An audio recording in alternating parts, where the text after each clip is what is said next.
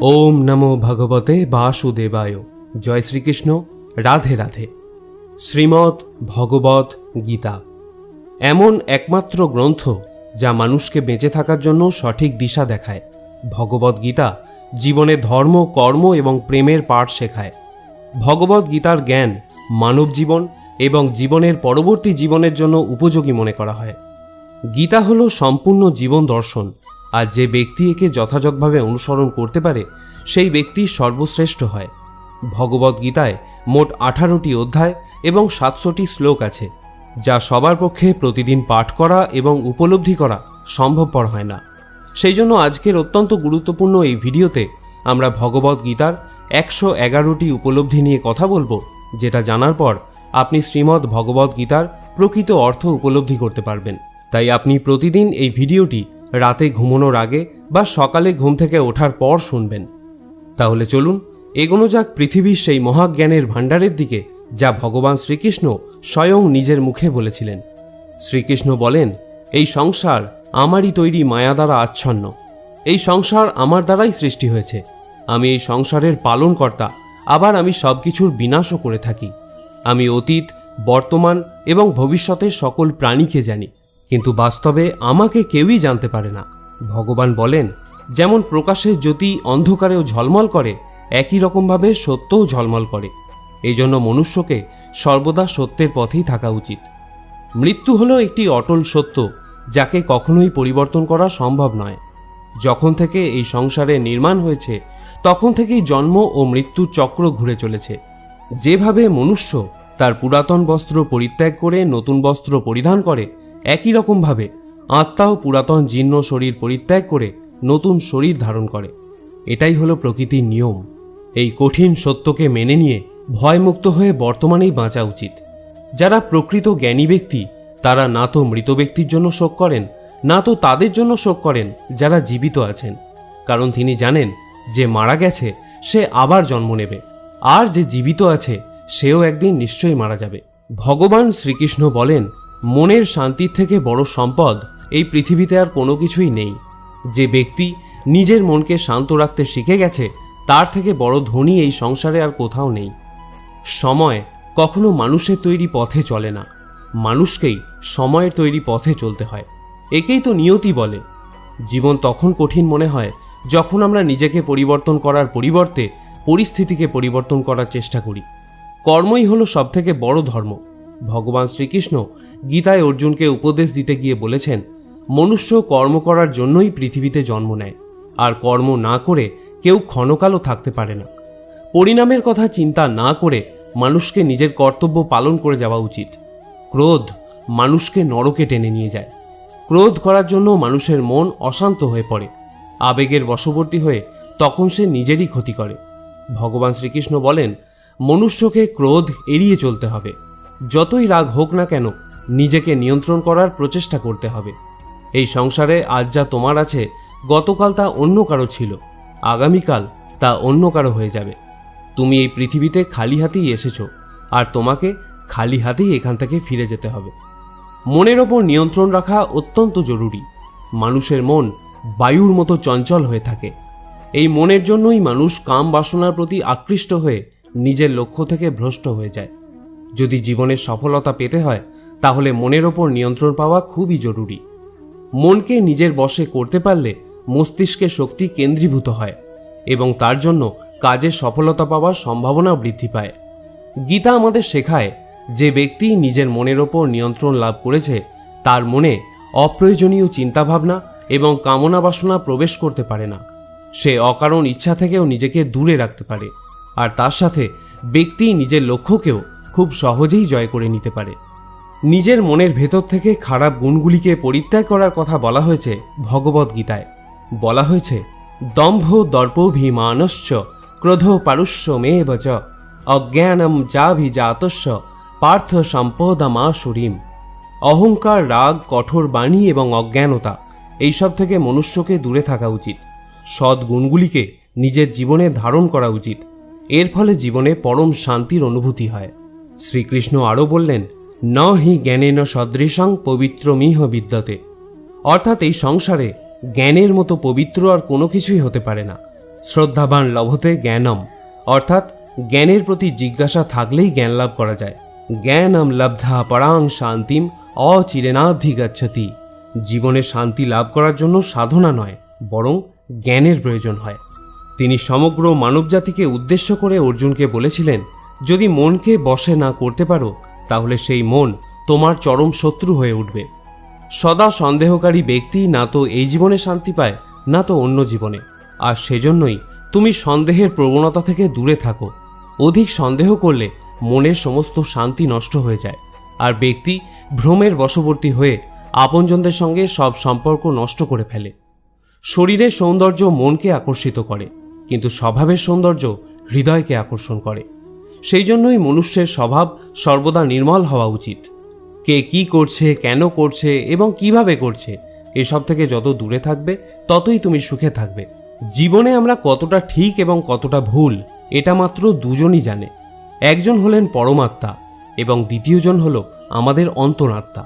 ভগবান শ্রীকৃষ্ণ বলেন, যে ব্যক্তির মধ্যে জ্ঞানের অভাব এবং ঈশ্বরে বিশ্বাসের অভাব থাকে, সেই ব্যক্তি জীবনে কখনো আনন্দ এবং সফলতা লাভ করতে পারে না। মানুষের দুঃখের প্রধান কারণই হলো তার মোহ। যে যত বেশি মোহ করবে সে তত বেশি দুঃখও ভোগ করবে। তোমার আফসোস তোমার অতীতকে পরিবর্তন করতে পারবে না, আবার তোমার দুশ্চিন্তা তোমার ভবিষ্যৎকেও পরিবর্তন করতে পারবে না। সেই জন্যই বর্তমানের আনন্দ উপভোগ করাই সব থেকে সুখের। শ্রীকৃষ্ণ আরও বলেন, যে তোমার পাশে থাকে তুমিও তার পাশে সবসময় থেকো, আর যে তোমার সাথে প্রতারণা করে তাকে তুমি ত্যাগ করো।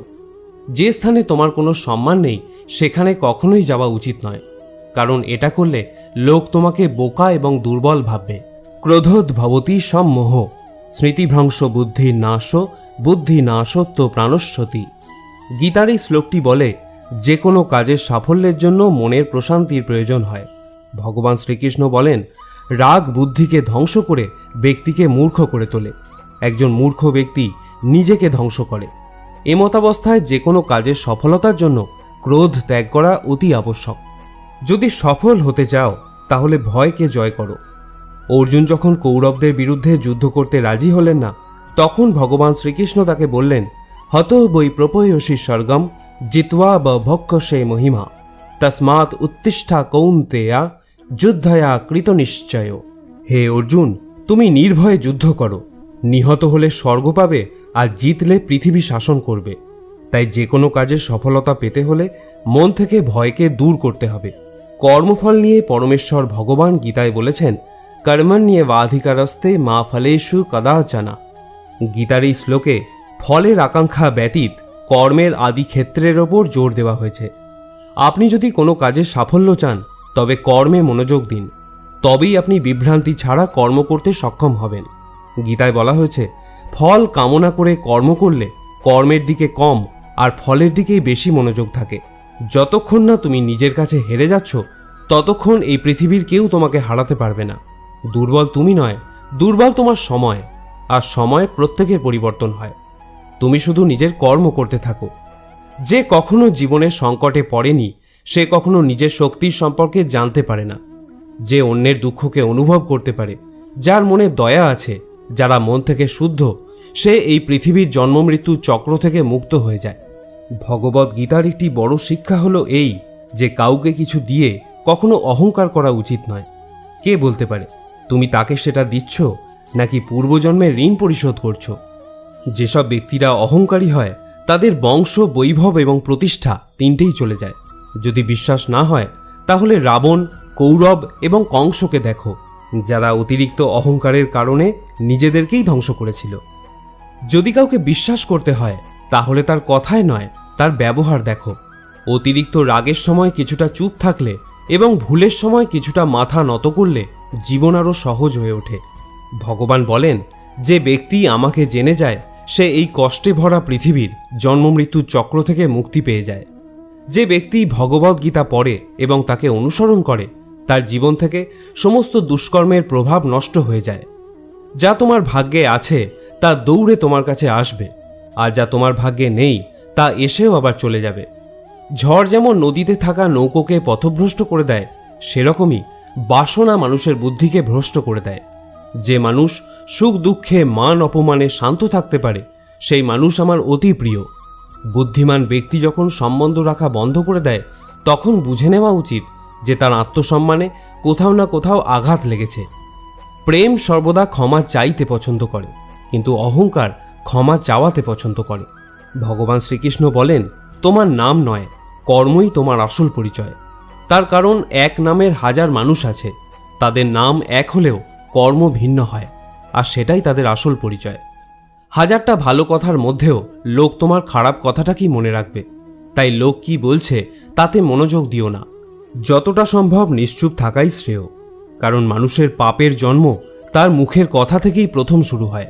কারোর সাথে ছলনা করা বা ঠকানো হলো একটা ঋণের মতো, যা অন্য কারোর কাছে তোমাকে পরিশোধ করতেই হবে। আজ তুমি একজনকে ঠকাবে, আগামীকাল তার পরিণাম তুমি অন্য কারোর কাছ থেকে অবশ্যই পাবে। যদি তোমার দৃষ্টি সত্যিই ভালো হয় তাহলেই একমাত্র তুমি নিজের দোষ এবং অন্যের গুণগুলিই খুঁজে পাবে। যে সময়ের সাথে স্বভাব পরিবর্তন করে তাকে কখনোই বিশ্বাস করা উচিত নয়। জীবনে কখনো নিজেকে অন্যের সাথে তুলনা করো না।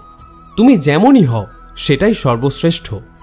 প্রত্যেকেই তাদের জীবন বদলানোর জন্য সময় পায়, কিন্তু সময় বদলানোর জন্য দ্বিতীয় জীবন কেউই পায় না। ভগবান বলেন, যা অবশ্যম্ভাবী তা ঘটবেই, আর যা হবার নয় তা কখনোই হবে না। এরকম বিচার যার মনে থাকে তাকে দুশ্চিন্তা কখনোই পীড়া দেয় না। ভালো উদ্দেশ্য নিয়ে যে কাজ করা হয় তা কখনোই ব্যর্থ হয় না, আর তার ফলও তুমি একদিন নিশ্চয়ই পাবে। জীবনের সবথেকে বড় ভুল হলো সেটাই যেটা থেকে আমরা কিছু শিখতে পারি না।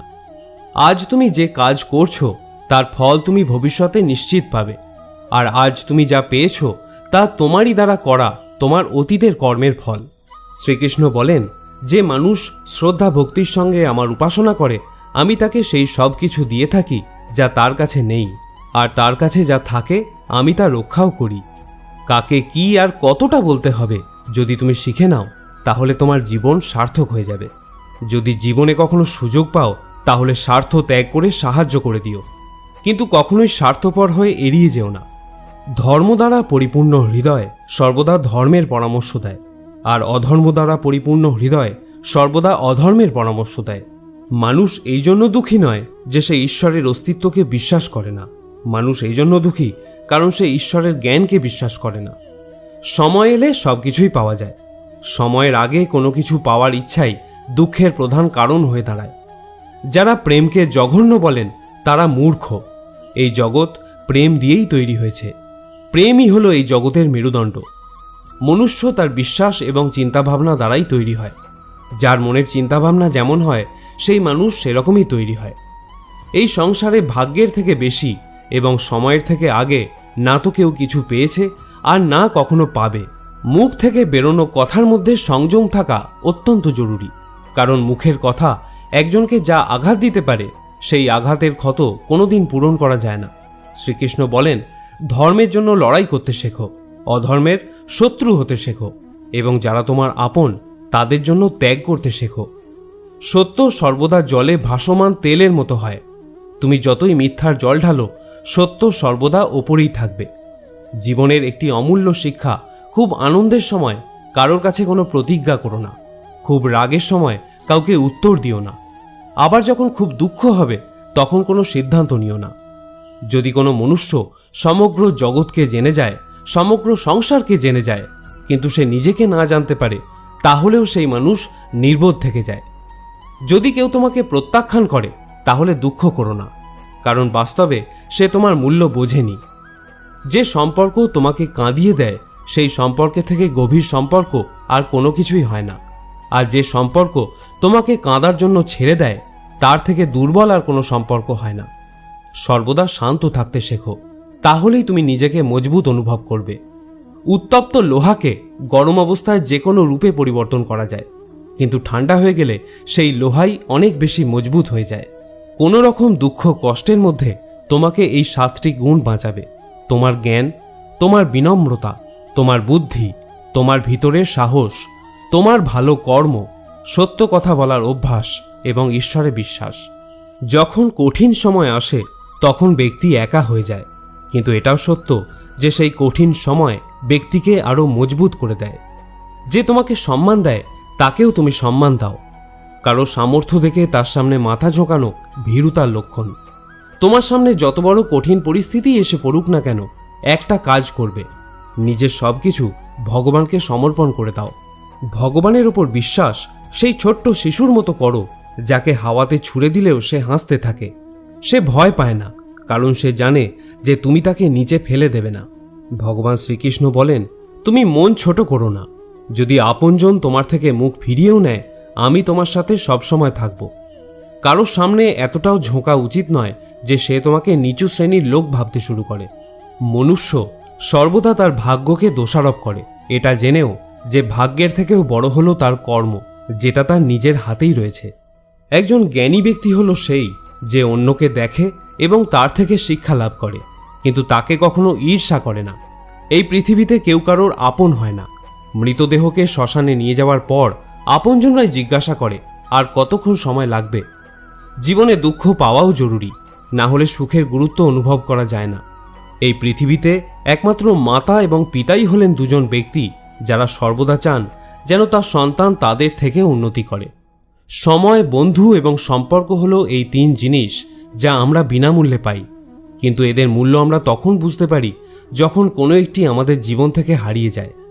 জীবনে কিছু দুঃখ আমাদের এমনও থাকে যা আমাদের বাঁচতে দেয় না, আবার জীবনে কিছু কর্তব্যও এমন থাকে যা আমাদের মরতে দেয় না। তুমি যত ইচ্ছা ভালো কাজ করে নাও, তোমার প্রশংসা একমাত্র শ্মশানেই হবে। যদি তুমি কোনো ব্যক্তিকে একবার ক্ষমা করে দাও, তাহলে তুমি জ্ঞানী। যদি দ্বিতীয়বার ক্ষমা করে দাও, তাহলে তুমি নরম মনের মানুষ। কিন্তু যদি তুমি সেই ব্যক্তিকে তৃতীয়বারও ক্ষমা করে দাও, তাহলে তুমি এই দুনিয়ার সবথেকে বড় মূর্খ। এই জীবনের সবথেকে দামি জিনিস হলো তোমার বর্তমান। যদি এটা একবার হারিয়ে যায়, পুরো দুনিয়ার সম্পত্তি দিয়েও এটাকে তুমি আর ফিরিয়ে আনতে পারবে না। ঈশ্বরের কাছে কোনো কিছু চাওয়ার পর যদি না পাও, তাহলে ঈশ্বরের ওপর রাগ করো না, কারণ ঈশ্বর তোমাকে সেটা দেয় না যেটা তোমার ভালো লাগে। ঈশ্বর তোমাকে সেটা দেয় যেটা তোমার জন্য ভালো। জীবনে এমন একজন থাকাও খুব জরুরি যাকে কিছু বলার জন্য ভাষার প্রয়োজন হয় না, হয়তো তাকেই পরমাত্মা বলা হয়। শ্রীকৃষ্ণ বলেছিলেন, মৃত্যুর সময় কোনো ব্যক্তি যদি আমার নাম করতে করতে দেহত্যাগ করে, তাহলে সে আমার পরম ধাম প্রাপ্ত হয়। ভগবান শ্রীকৃষ্ণ অর্জুনকে বললেন, হে ভারত, প্রকৃতি আমার গর্ভাধান স্থান।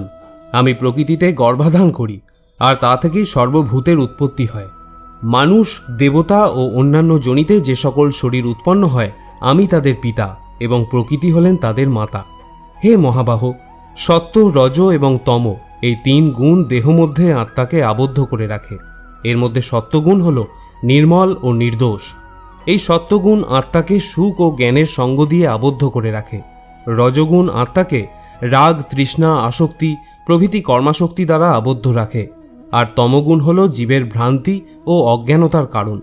এই তমগুণ আমোদ, প্রমোদ, আলস্য, নিদ্রা দ্বারা আত্মাকে আবদ্ধ রাখে।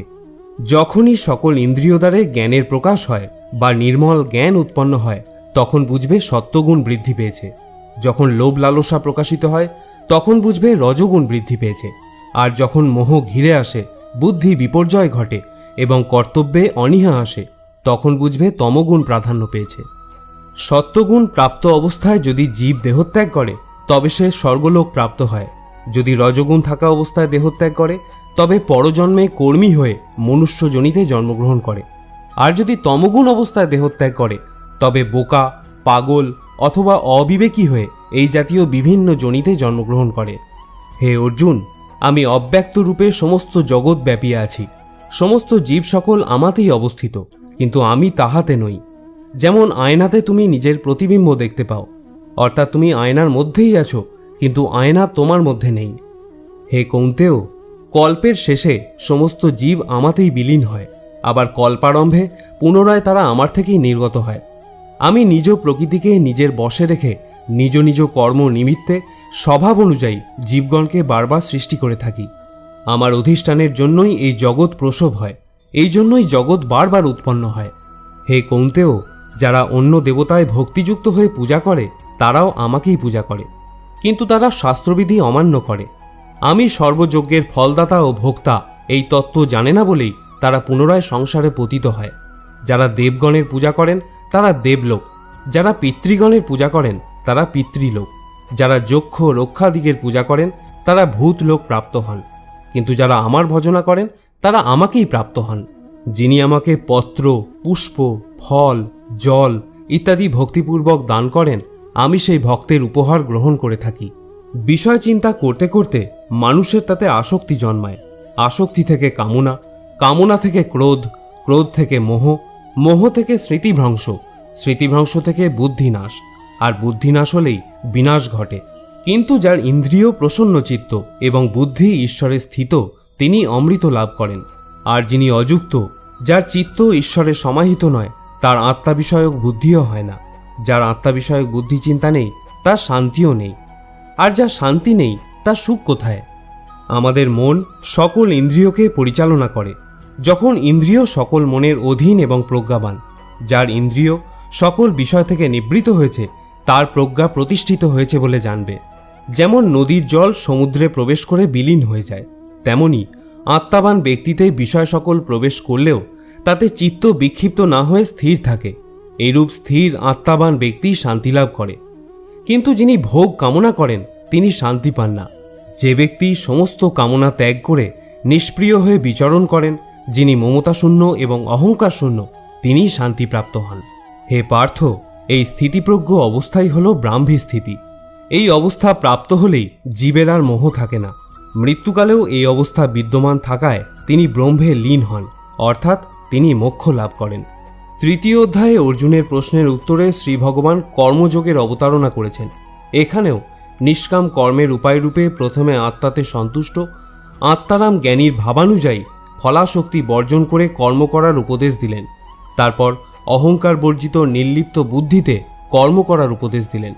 তিনি বলছেন, ময়ি সর্বাণি কর্মাণি সঙ্গন্য সাধ্যাত্ম চেতসা, অর্থাৎ বিবেক বুদ্ধি দ্বারা আমাদের সমস্ত কর্ম সমর্পণ করো।